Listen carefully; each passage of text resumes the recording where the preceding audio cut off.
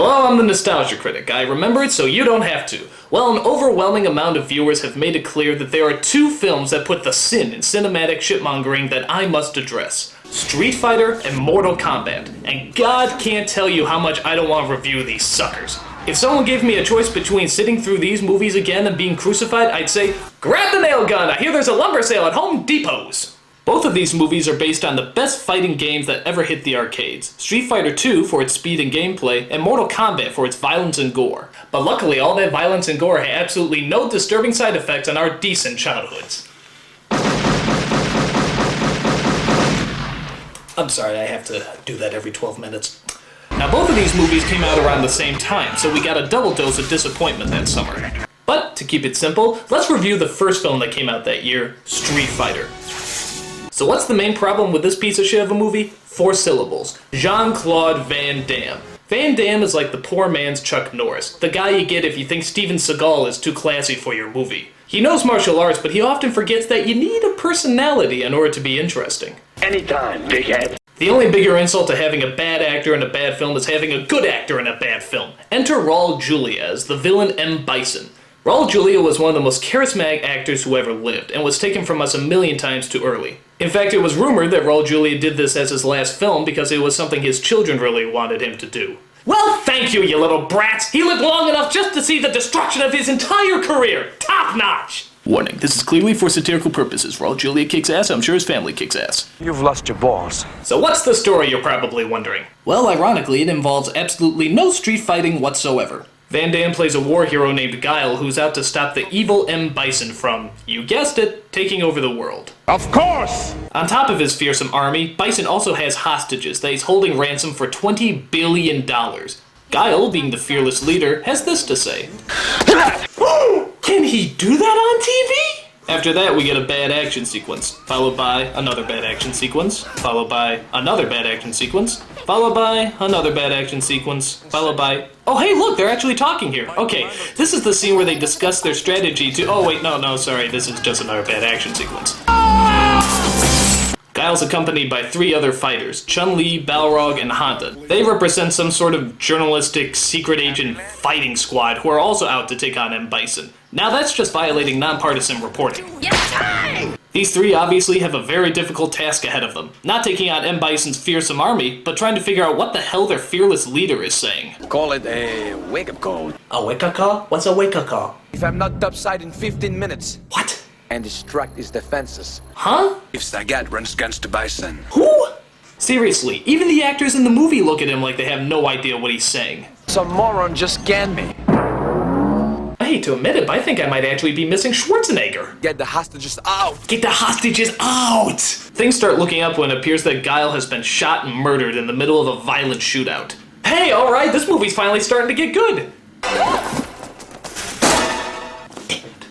It turns out that Guile's still alive, and this death scene was just an attempt to fool the enemy, even though they spot him on a speedboat just a few moments later. Which makes this scene entirely pointless. By the way, I love Guile's army fatigue of blue camouflage. That'll really come in handy if they're ever fighting in the sky or underwater. The rest of the story is kinda hard to keep track of, considering how there's so many damn characters. Most adaptations have the problem of leaving a character or 2 out, but not Street Fighter. No, they have the courtesy of giving us every single damn annoying character these games ever produced. Like Guile, and Bison, Chun-Li, Honda, Zagat, Balrog, Ken, Ryu, Cammy, Zangief, DJ, Vega, Dhalsim, T-Hawk, Blanca, Sneezy, Dopey, Grumpy, Dancer, Prancer, Comet, Cupid, Cubby, Tommy, Pinky, Brain, John, Ringo! The Professor and Mary Ann. It's a nightmare! Everyone in the world is here! It's like a Street Fighter Christmas!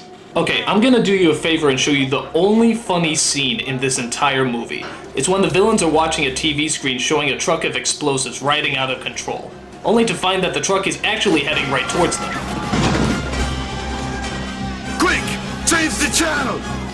Okay, that's kind of funny. But trust me, it's not worth it to watch painful scenes like this one where the most stereotypically smug British man tells Guile that they're giving in to M. Bison's demands. Deliver these instructions to your troops, then consider yourself relieved of your command. We think we can deal with General Bison. Now, if you'll excuse me, I'm off to burn down an orphanage and puppy farm. Then Guile delivers a speech that even George W. would find epically ridiculous. Our superiors say the war is canceled. We can all go home. Oh, good. I don't know how much more of this movie I could take. Bison is getting paid off for his crimes, and our friends who have died here. But we can all go home. Yes, very tragic. I got things to do, so I'm just... Meanwhile, ideals like peace, freedom, and justice, they get packed up. But we can all go home. Well, we would if you would stop yapping your trap. Well, I'm not going home. No, don't do this to me, Van Damme. You said I could go home. I'm gonna get on my boat, and I'm going to kick that son of a bitch Bison's ass. Heart of a poet. Now, who wants to go home? And who wants to go with me? No! One subplot out of the billions going on here involves Guile's friend Blanca, who's transformed into a mix between the Hulk and one of those cavemen you see from the Geico commercials. You're joking. This is done by a scientist named Dalsum, who's just a dead ringer for the Dalsum in the video game. Can you tell the difference? I sure can't. Actually, one of the strangest parts of the movie involves his appearance. The last time we see him, he looks like this, and then the next time we see him, he looks like this. What the hell happened? One minute he looks like a scientist, the next he looks like the bald guy from 300. And the movie never tells us why. Did he just bloom into a Yogi Indian warrior? Was he on his way to a Kwee costume party? I mean, it makes no sense. Why?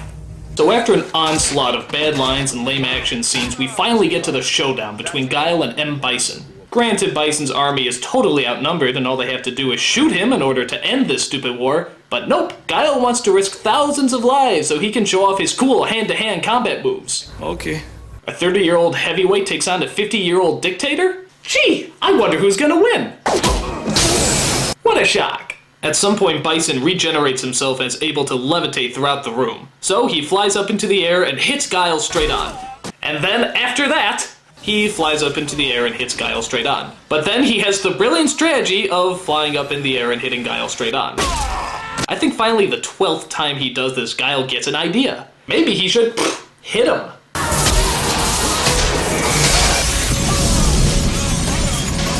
Bison, you're off the air.